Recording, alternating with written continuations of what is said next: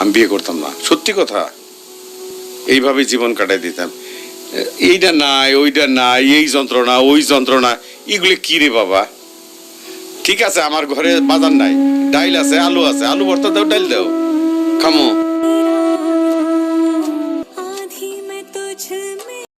বিয়ের পর এত যন্ত্রণা, অবশেষে ক্যামেরার সামনে তার আবেগ ধরে রাখতে পারলেন না অভিনেতা সোহেল খান। হঠাৎ লাইভে এসে নিজের ব্যক্তিগত জীবন নিয়ে কেঁদে কেঁদে একই বললেন তিনি।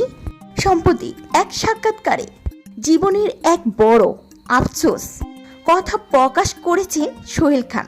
তিনি স্পষ্ট বলেন, মানুষের জীবনে যে এত যন্ত্রণা আর সমস্যা, তা যদি তিনি আগে জানতেন তবে হয়তো কোনোদিন বিয়ে করতেন না, আজীবন সিঙ্গেল বা অবিবাহিতই থেকে যেতেন। এখানেই শেষে অভিনেতা সাক্ষাৎকারে নিজের রিয়েল লাইফের এক বড় কষ্টের কথাও শেয়ার করেন তিনি।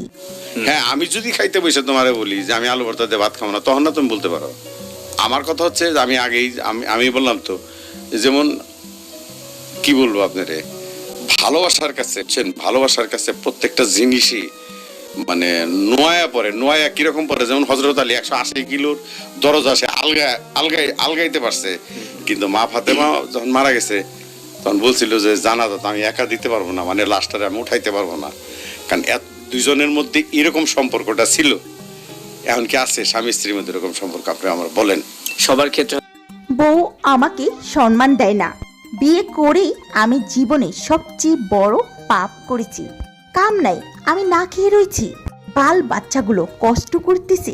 সোহেল খান জানান, বিয়ের পর থেকে শুরু হয়েছে ঝামেলা, জীবনের কঠিন পরিণতি। বউ বলে, তুমি তো কিছুই করতে পারো না, টাকাও ঠিক মতন আনো না, সম্মানটা কোথায় বলে?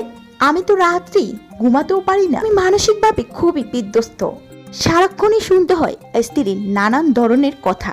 যদি না বিয়ে করতাম হয়তো এতটা ভেঙে পড়তাম না। তো ভিউয়ার্স, সোহেল খানের এই আক্ষেপ নিয়ে আপনার মতামত কি? আপনার ভাবনাটি কমেন্টে জানান।